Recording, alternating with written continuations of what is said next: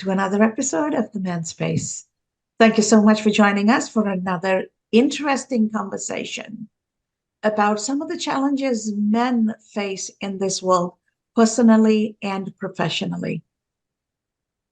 I find that we don't pay enough attention to the needs and the support men need, and men don't ask for it.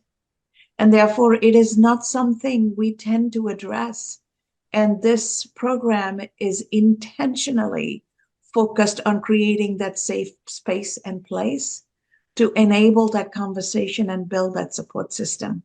And today, to have a insightful conversation with us is Raji Akileh, a medical doctor, a entrepreneur, a board of advisor member, and so much more, who is truly transforming the healthcare world and integrating healthcare and technology and sustainability with affordability without forgetting the need for humanity. So I can't tell you enough about my dear friend and somebody I truly look up to as a subject matter expert and a thought leader in this field. Raji, welcome to the Men's Space. Thank you for having me. I really appreciate your guys' time and the invite to speak on tonight's event. Absolutely. Thank you. Thank you for being here. Thank you. So you're a young dad, you're Yes. a founder, co-founder and CEO. You're launching a new business while welcoming a new baby into this world. Yeah. How are you dealing with juggling all of this? Because you share this responsibility with your wife, the mother of your baby, right? Yes. And you're literally giving birth to a company that is international. Yeah, thank you. So it's I have to say it definitely is challenging. The average schedule that you would have for any sense of normalcy is immediately out the window. Oftentimes I find that I'm going to sleep at sporadic hours of the night, but first and foremost, above all, I'm very thankful for my wife, who has been my greatest supporter. Along the way, she's been really helping to ensure that I'm able to really, in addition to taking care of the baby and keeping the house clean while I do that and the startup and everything, she is really taking on a lot of the burden from that side. And I'm very thankful for her family as well. Have the best mom in the world, and my brothers are right around the corner from me. And so it's a mixture of having the right people around you and even the right colleagues and friends, such as yourself and others I reach out to, even when I have moments where I just need to kind of vent or just get some insight on how to cope with stuff. It really helps because, life happens and life doesn't stop, even when you are trying to help others out. So. Yeah. Thank you, Dr. Cass, for having Dr. Raji on today. I always look forward, to our new guests that, you bring on, that I bring on. And I love hearing stories of amazing individuals, that I come across. And you have so much going on, right, as a medical doctor, right? Creating your new company, you're building so much, having a child. How old is your baby? Yes, he's just a little over 1 year old now. So I remember my wife coming out of the bedroom running, saying that he just rolled over when he was really young.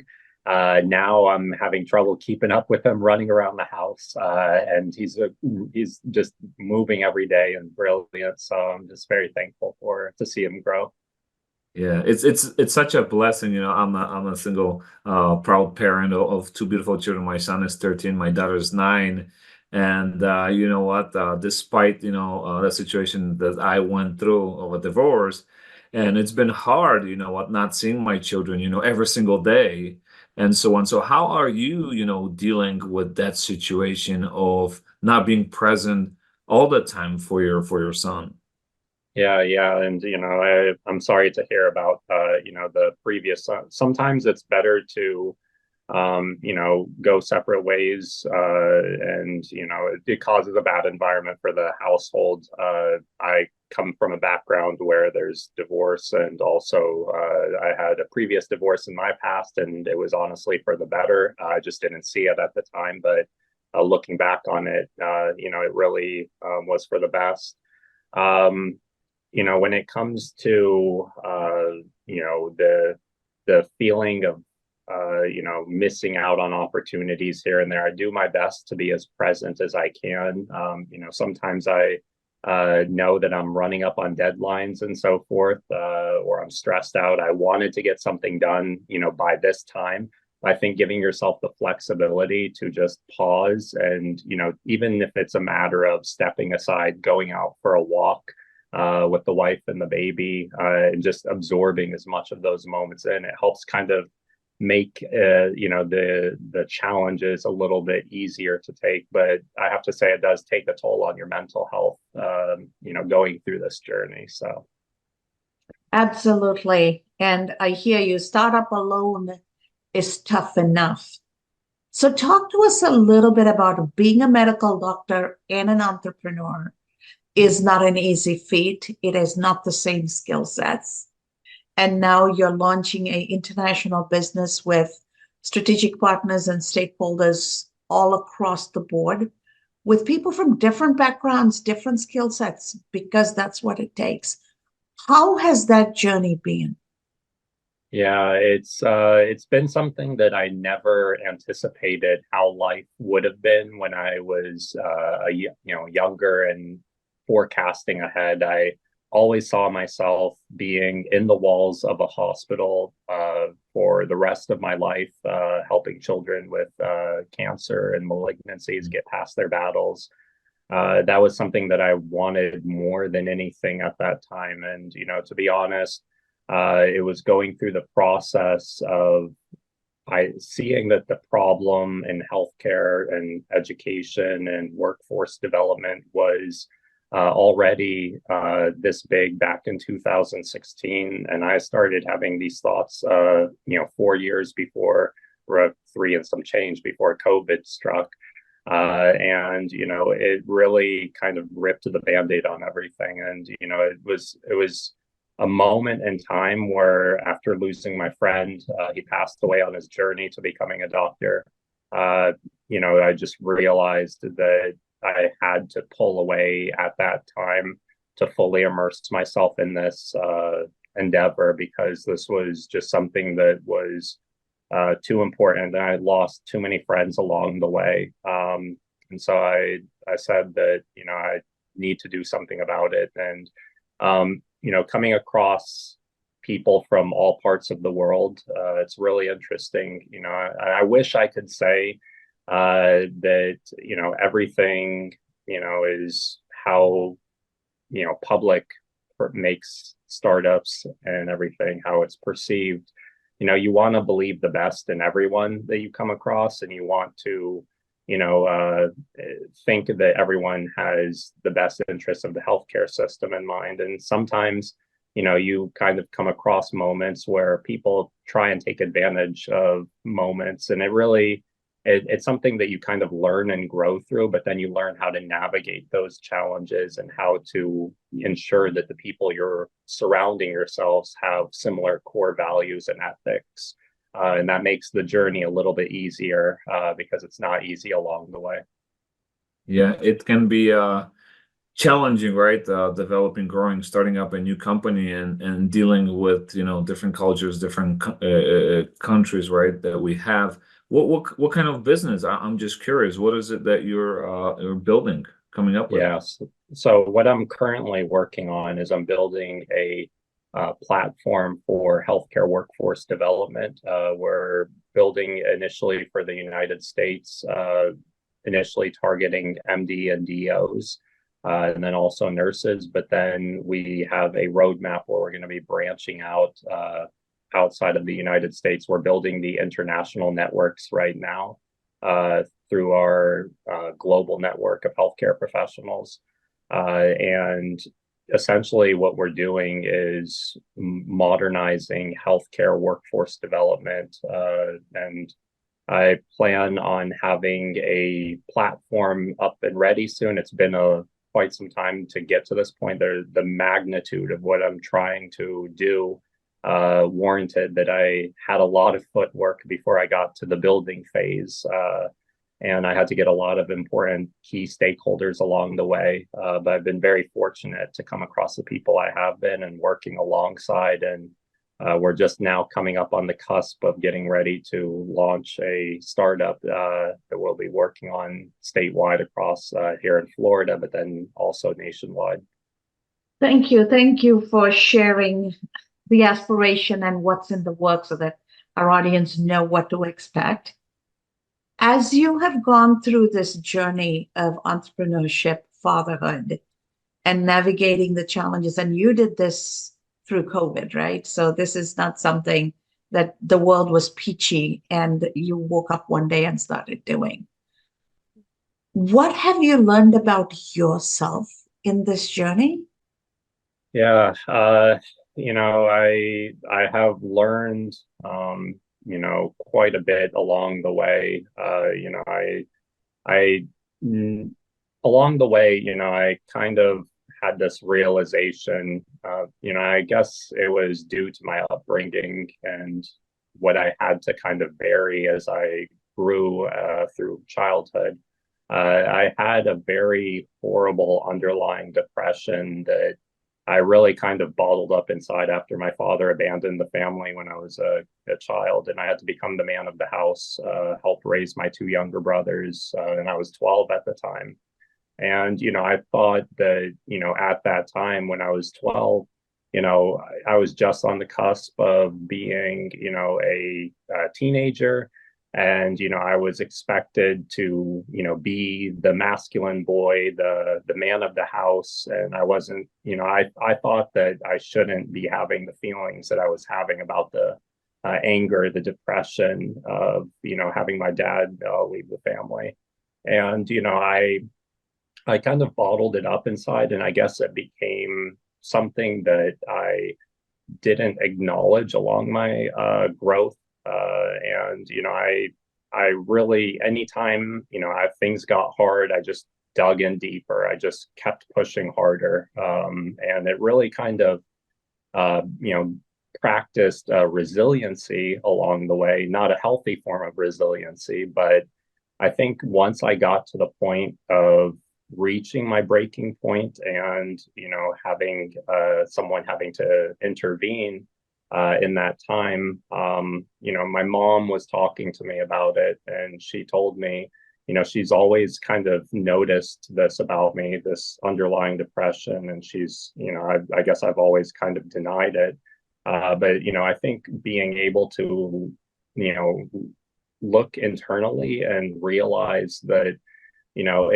it's okay to admit that you're not weak because you have depression or anxiety. I think that you're actually strong for acknowledging that it exists and then actually going out and saying, I have depression, I have anxiety, and then seeking the help and facing it head on. I think that that's definitely a lot more courageous than trying to hide it. And I think that that's probably one of the biggest things I learned. And once I was able to do that, it really helped kind of pull the dark cloud over my head that I've always had as a child. So, yeah. Yeah, thank you, Dr. Raji, for sharing that, because that's pretty incredible. Because there are many experts, professionals, right, that are working in very high, stressful, demanding positions. That there are very high expectations, goals got to be met, and there's just immense amount of pressure and stress that we put upon ourselves, and so on, and a lot of, especially for us men, where we do hold our feelings, our emotions within us. Like you said, hey, you just bubble it all inside. And then what happens, right? We explode. So many men commit suicide because, our society teaches us to be strong, to be tough, not to shed a tear. And we don't, raise our hand or ask for help for anything. That, hey, I need help, right? I'm struggling emotionally, financially, whatever that is. So who was that one person in your life, once you got to that point where, hey, I need help? Who did you reach out to? Yeah. And it's a little bit hard to kind of relive this moment, but I remember that, while I was in school, I have a family history of head and neck cancers, and to be honest, I still don't have a deep understanding of why I lost 10 pounds, or well, actually, I lost 20 pounds in 1 week from I was drinking milkshakes and couldn't keep the weight on, and I had some lymph nodes popping up on the side of my neck, and actually, there was a lot of health concerns at that time. But I had to kind of bury it because I was actually in an abusive marriage during that time. And I had a stalker while that was all going on as well, while I was in medical school in West Virginia. And so there were lots of compounding things that were threatening to have me derailed from medical school during that time. And, I was so angry because I overcame so much adversity, and to get to medical school and to have all of these things happening at one single time, threatening to, have me drop out along the way. And after everything I sacrificed in life to get there, I said, whatever happens to my health happens to my health, but I'm not going to let this be the reason why I'm out of med school. And I kept pushing on, and I kept pushing on until I finally broke. And I remember calling my mom and apologizing to her and telling her goodbye. And I remember that she got with me on the phone, and she told me to go to my dean's office. And Dr. Mann, she's a DO over in West Virginia. She saved my life because she stopped everything she was doing at that time, and she stayed by my side until she got me the help I needed. And that got me back on track and got me through that time. And to be honest, it was because she cared enough to drop everything she was doing and stay by my side during that breaking moment for me. And then that's when I finally got the help I needed along the way. And then I got back on track in life. So thank you for being courageous enough to be vulnerable. That was truly a honest, deep, personal moment you shared. Thank you so much, Raji. I appreciate you so much. Coming out of the other side of this, and you've been through so much in your young life, and I know you at a much deeper level. I know that's part of what's propelling you to do what you're doing. Mental health of healthcare workers are important to you. The conditions under which healthcare is delivered for all stakeholders is important for you. What do you see as the ideal situation, your vision at the other end of all your efforts?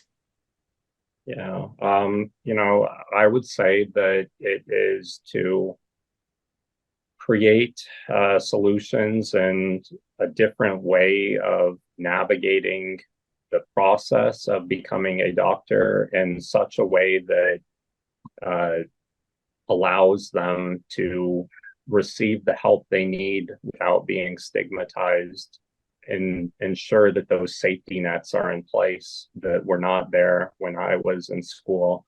I remember the very last thing my friend said to me before he was dismissed from school over something that should have never even happened, and I won't say more than that. He told me when I walked across him, he was terrified. He said, "I'm very terrified. I don't know why they called me here. I don't know what's going on. I'm scared, but thank you so much for being a good friend and always being there for me when I needed someone." And that was the last time I saw him alive. I had to watch him mentally deteriorate over a year on social media, trying to study for the MCAT to get back into medical school before he passed away from a heart attack. There were a couple moments I thought he committed suicide along the way that I actually had to reach out to his family to check in on him to make sure he didn't.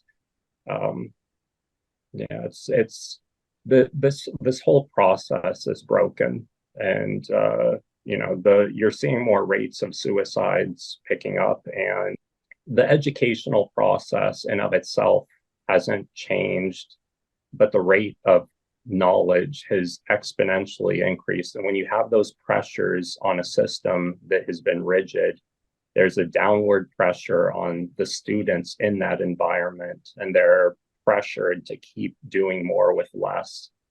And at some point, you can only be pushed so far before you break.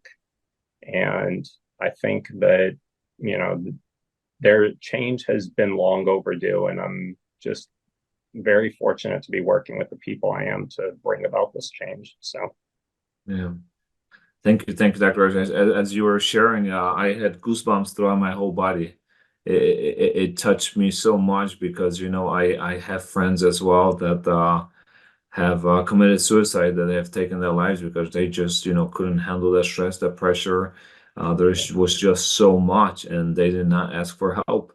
And like as we look at the whole plane across, every industry, there's just so much stress, so much pressure that we men go through. And I am very happy that, in the medical industry, that you have recognized, that the stress, the pressure that is, coming, all being pressed on downward, on all the students that are going through schooling. Plus, there's so many thousands of dollars that you pay for this education, and not everyone passes the license, gets the exam, and so on. So thank you for sharing for that. And as we are coming to an end of this episode, Dr. Raji, please tell us, tell our audience, how can they get a hold of you?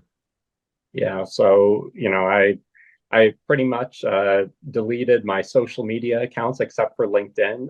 It's just allowed me to focus more because I find myself sometimes I get doom scrolling on different social media websites when I get bored or whatever.